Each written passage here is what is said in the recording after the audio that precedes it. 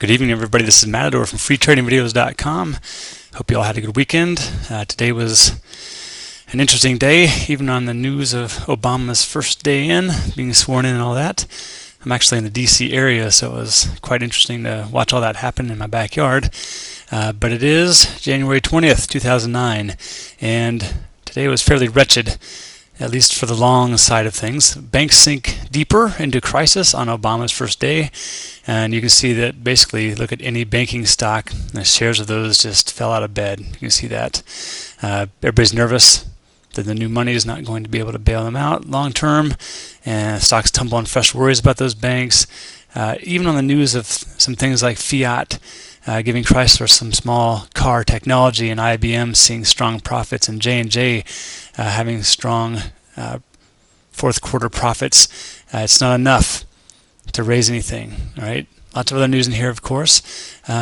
Take a look at what happened today. Of course, if you were watching it, you already know, but here's that sell-off to that $80 mark that I was talking about. All right, so it's almost perfect. I said before, if it was going to break this area, so here's 82, get a bounce back up to resistance, higher swing low, bounce back up, and then the big sell-off.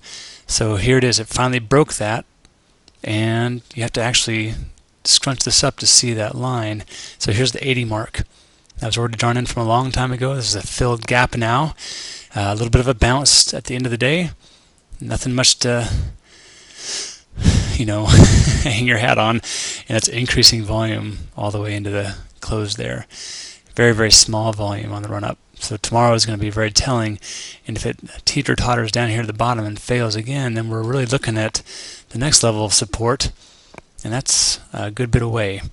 All right, so if these lower lows and lower highs continue, this is what we could see in the near future.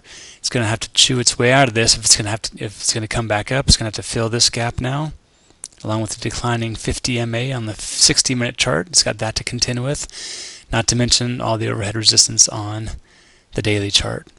So it is following the rules technically, which is great, and we can play off that.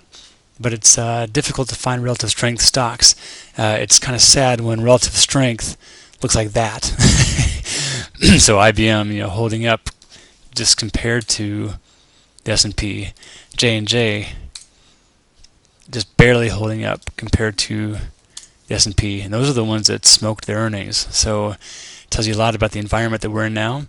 The good news is, even if you're long and you're getting trashed in your 401ks or whatever, that there's always a tomorrow. You can always go short the market if you feel that it is necessary. If you think it's going south, you can protect yourself, and there will be another day to live and fight. So staying positive and not necessarily looking at everything through rose-colored glasses.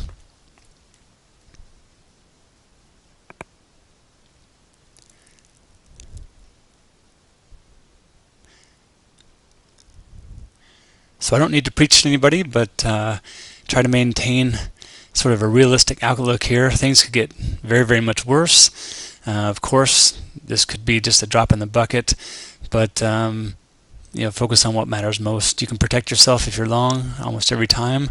If not, there's almost always a way to manage your positions if you're in them.